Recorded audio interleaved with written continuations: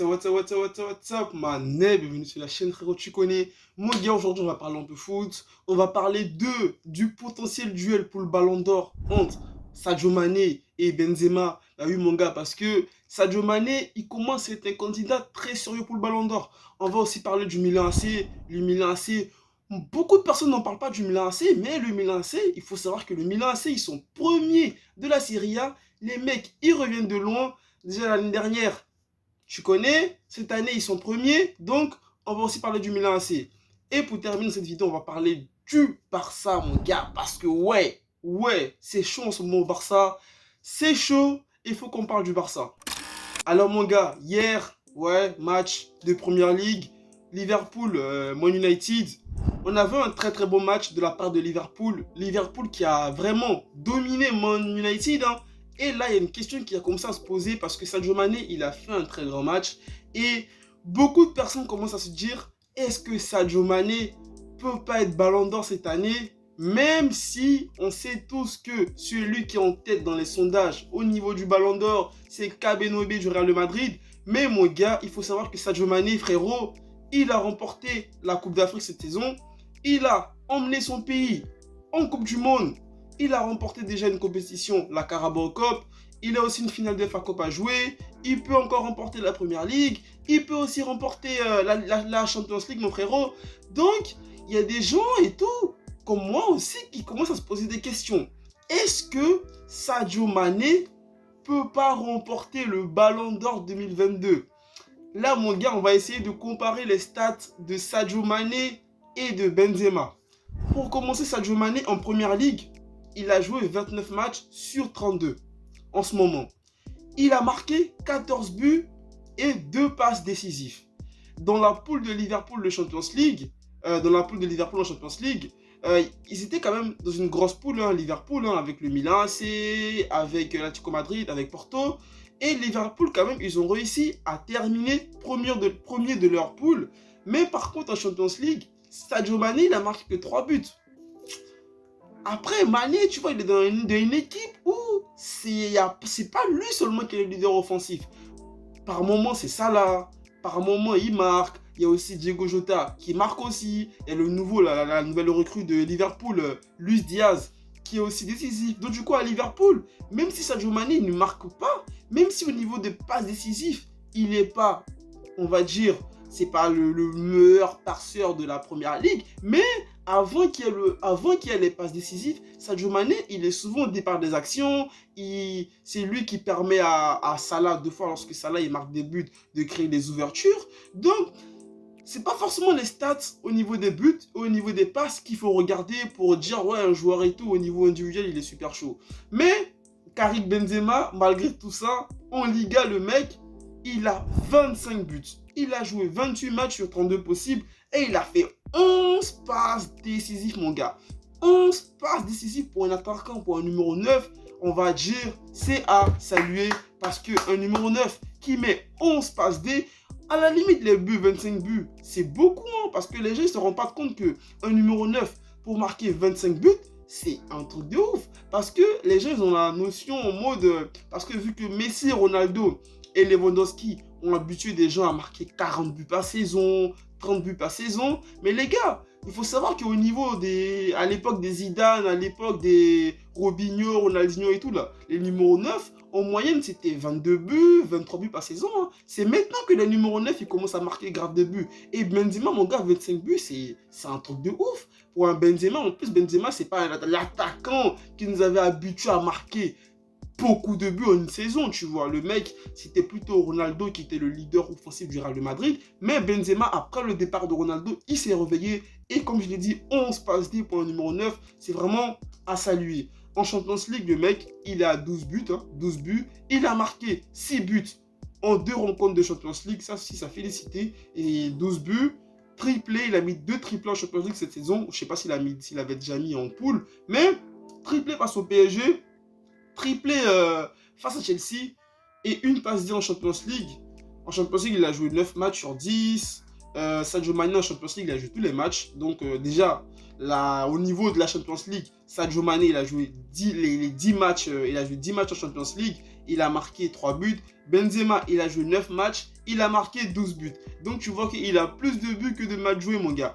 Donc franchement, est-ce que Sadio Mané peut être un candidat sérieux pour Benzema ou un rival sérieux pour Benzema pour le Ballon d'Or? Si on se place au niveau individuel, pour moi, Benzema, il n'y a pas photo. Au niveau individuel, au niveau des stats surtout, au niveau des stats individuels, Benzema, il est au-dessus. Au niveau de l'importance, de l'apport que Benzema apporte au Real de Madrid et que Mané apporte à Liverpool, j'ai pas regardé beaucoup de matchs de Liverpool cette saison. C'est là que je commence à m'intéresser vraiment beaucoup à la première ligue. Hein. Je regardais plutôt les matchs de City et tout. Mais lorsque je regarde les matchs de Liverpool, Mané, il est important. Mais Benzema est encore plus important. Du fait aussi qu'il marque. Donc du coup, lorsque un mec marque dans les matchs, ça te frappe plus à l'œil qu'un mec qui fait un très beau match. Donc pour moi, au niveau individuel, Benzema, il est au-dessus. Mais le Ballon d'Or, les mecs là de l'équipe 21, deux fois ils disent que c'est les stats, deux fois ils disent qu'il faut avoir les stats avec les trophées, deux fois c'est les trophées sans les stats, donc du coup on ne comprend plus rien. Mais si on se place au niveau des trophées, je pense que Sadio Mané, il a la possibilité de rafler, Liverpool a la possibilité de réaliser un quadruplé, quoi, totalement un quadruplé, et un joueur de l'effectif qui réalise un quadruplé cette saison, s'il remporte le Ballon d'Or, c'est compréhensible aussi, c'est compréhensible du fait qu'aussi, c'est pas comme s'il est totalement absent, hein, c'est pas la même année où Liverpool a remporté la Champions League face à Tottenham, où on avait un Salah Mané qui était pas vraiment, ils étaient présents, mais voilà, ils étaient moins présents que maintenant. Maintenant là, Liverpool, ils sont chauds. Et Mané et Salah, surtout Sadio Mané, malgré qu'il a raté une bonne partie de la saison lorsqu'il allait jouer la Coupe d'Afrique, il a raté un mois de compétition. Mais malgré ça, le mec, il est là, il est présent, il apporte beaucoup à Liverpool. C'est l'un des joueurs, des titulaires indiscutables à Liverpool.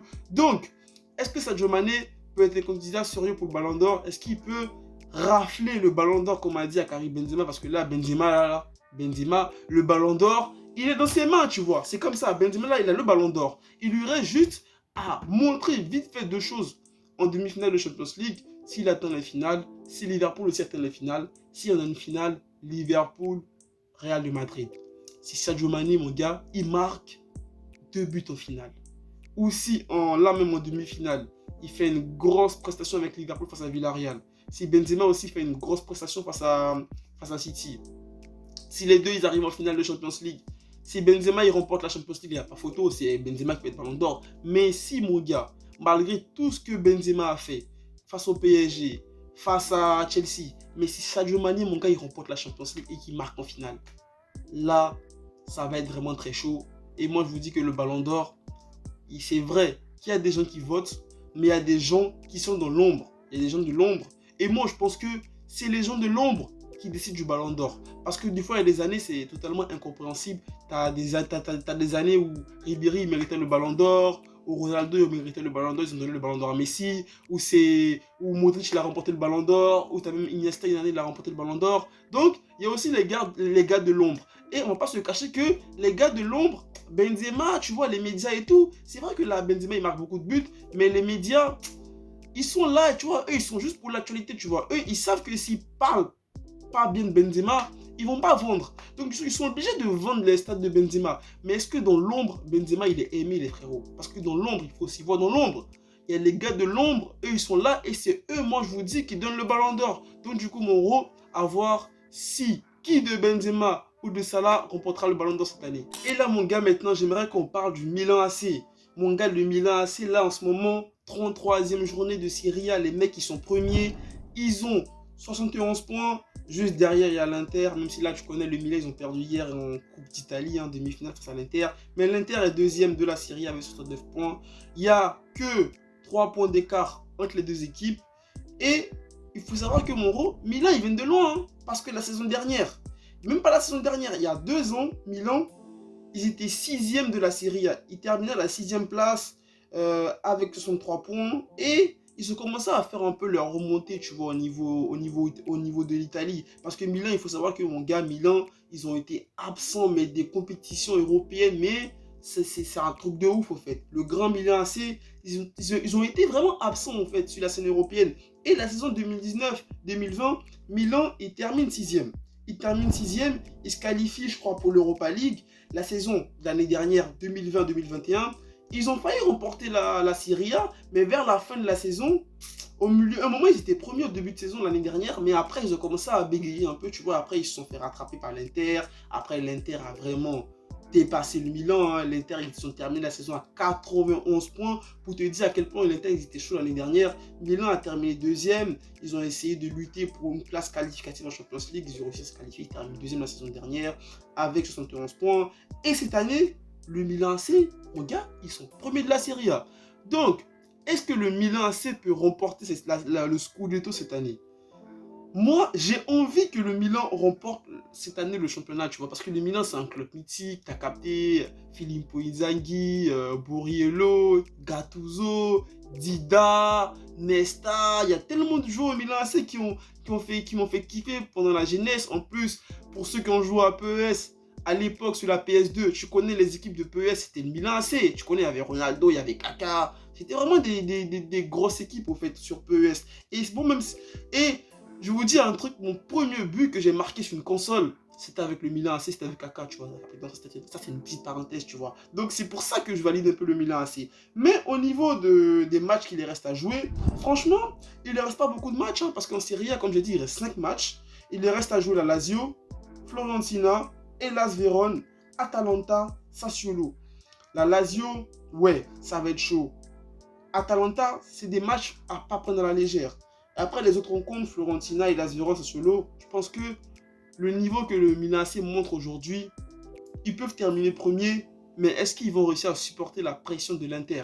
Parce que c'est vrai que lorsque tu es un club, il y a longtemps que tu n'as pas remporté de titre au niveau de ton pays, et que on va dire, t'as un pas, t'as même pas, t'as la victoire dans les mains, t'as le titre dans les mains, à toi de gérer jusqu'à la fin de la saison. Est-ce que le Milan pourra supporter la pression de l'Inter?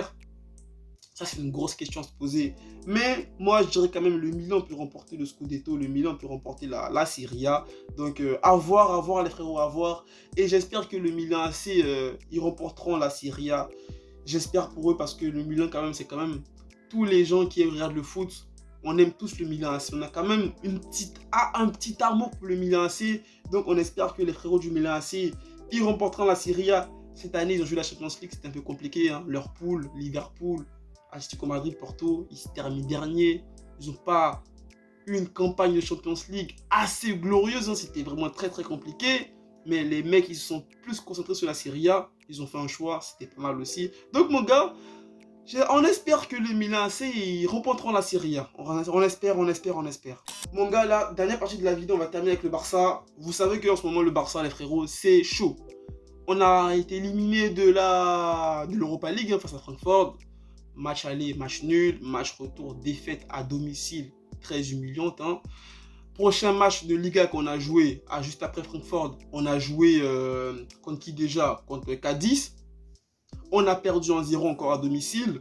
Demain, on va affronter la Sociedad. La Sociedad qui est aussi une très bonne équipe, qui en ce moment qui est 6ème de la Liga, hein, qui montre de très bonnes choses et tout.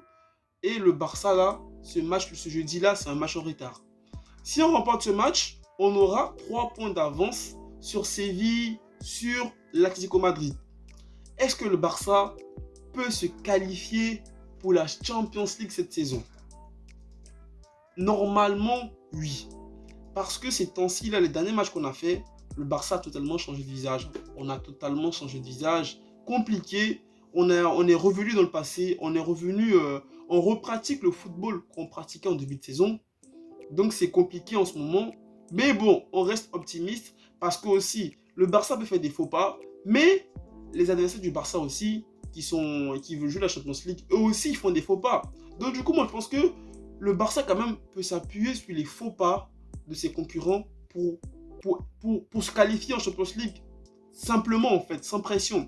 Parce qu'on a aussi le Betis Séville qui était derrière l'Atlético Madrid, le Betis Séville qui est 5ème. qui poussent. Mais hier, le Betis Séville, mon gars, ils ont perdu face à Elche. Ils ont perdu, donc du coup, ça fait que en fait, le 5e commence un peu à se détacher des 4 premiers. Et on sait qu'en Liga, c'est les 4 premiers qui jouent la Champions League. Donc du coup, comme je l'ai dit, même si le Barça fait des erreurs, les concurrents du Barça aussi, il leur reste aussi des gros matchs à jouer. Hein, comme l'Atlético doit affronter le Real, Séville, ils ont affronté le Real, ils ont perdu. Donc tout ça, tu vois, ces points que les concurrents, ils perdent, ça fait aussi du bien au Barça. En plus, nous, il ne nous reste pas vraiment de gros matchs. Hein, il nous reste un match face à la Sociedad, c'est quand même un gros match parce que faudrait quand même qu'on essaye de gagner ce match-là. Il va nous rester un match face à Villarreal. Villarreal qui est aussi une très bonne équipe en ce moment. Champions League, il montre de très bonnes choses. Et on va jouer aussi face au Betis Séville. Et moi, je pense que le match face au Betis Séville, ça va être un match important. C'est un match à ne pas perdre. Parce que si on perd le match face au Betis Séville, c'est pas bon. C'est pas bon. Mais à voir, comme j'ai dit encore, hein, les concurrents du Barça pour la Champions League, qu'est-ce qu'ils vont faire. Mais comme ça, même si on a perdu face à Cadiz, on peut être serein parce qu'en Liga, il ne reste pas beaucoup de matchs. Il reste quoi? Il reste 6 matchs, parfois 6 matchs, on va dire. Là, on a la 32e journée. Ouais, il reste 6 matchs. Donc, on peut être serein sur 6 matchs. Je ne vois pas l'Atlético remporter tous ces matchs. Je ne vois pas Séville remporter tous ces matchs. Le Betis Séville, en ce moment, c'est un peu compliqué. Là, ils enchaînent pas mal de défaites. C'est un peu chaud pour le Betis Séville. Donc, mon gars, voilà. Hein. Donc, frérot, c'était tout pour cette vidéo. On va s'arrêter là. On a parlé un peu de Sadio Mané et de Benzema. Dites-moi en commentaire si vous pensez que les frérots, si Benzema peut être inquiété par Sadio Mané au niveau du Ballon d'Or. Qu'est-ce que vous pensez de la saison du Milan AC? Et pour les supporters du Barça, qu'est-ce que vous pensez du Barça en ce moment sur les 3 derniers matchs qu'on a fait, Levante, Francfort et Cadiz? Qu'est-ce que vous pensez de ça? Est-ce que vous avez peur pour se qualifier, pourquoi on se qualifie pas pour la Champions League? Est-ce que vous êtes stressé ou est-ce que vous êtes tranquille, vous disiez que ça va bien se passer dans tous les cas, tranquille et tout, on a la fin de la saison, on a fait une bonne remontée au classement. Est-ce que vous êtes tranquille? Moi, on va dire, je suis à moitié tranquille, même si je suis pas totalement rassuré, mais je pense que normalement, tout doit bien se passer, mon gars. Donc, mon gars, c'était tout. Prends soin de toi, prends soin de ta famille et ne pas, mon gars, le plus important, reste toujours positif dans la tête, mon gars, ensemble. Allez, peace!